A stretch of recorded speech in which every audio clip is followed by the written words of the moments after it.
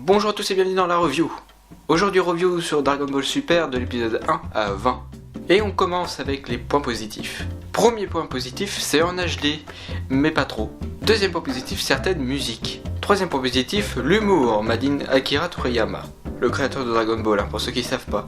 Quatrième point positif, les personnages et l'histoire sont des fois mieux détaillés, mieux expliqués que dans les films, car il faut savoir que l'arc Beerus, l'arc Freezer sont tirés des films d'animation qui sont sortis très récemment. Je prends un exemple sur Beerus, par exemple, Beerus est beaucoup plus détaillé et le personnage fait beaucoup plus peur que dans le film, donc c'est un point positif. Maintenant, on va passer au point négatif. Premier point négatif, c'est la même histoire que dans les films.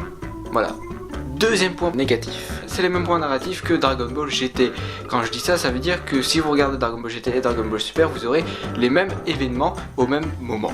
Voilà, c'est les mêmes points narratifs. Troisième point négatif, les mêmes erreurs que sur Dragon Ball Z de l'époque, c'est-à-dire c'est moche, même plus moche qu'avant, voire l'épisode 5, et ils reproduisent exactement les mêmes choses alors qu'on est en 2016. Il faudrait qu'ils se réveillent, les séries qui durent 3 heures où les personnages discutent et poussent des cris, c'est plus trop d'actualité.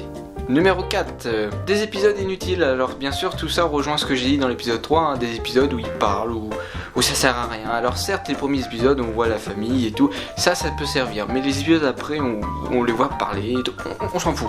Voilà, c'est tout, on s'en fout. Numéro 5, c'est long et c'est lent, c'est chiant quoi, comme à l'époque. Alors certes à l'époque c'était bien, plus ou moins parce que c'était à l'époque, mais maintenant on n'est plus à l'époque. Voilà, il faudrait peut-être un peu se réveiller. Donc oui, ça rejoint un peu ce que j'ai dit dans le point 3 et point 4. Et maintenant, le dernier point, le point numéro 6, une bonne partie des musiques. Il y a beaucoup de musiques que je trouve que ça ne correspond pas du tout à l'ambiance Dragon Ball. Comme pour les Dragon Ball Z Kai, qu'on dit Dragon Ball Kai, mais c'est Dragon Ball Z Kai.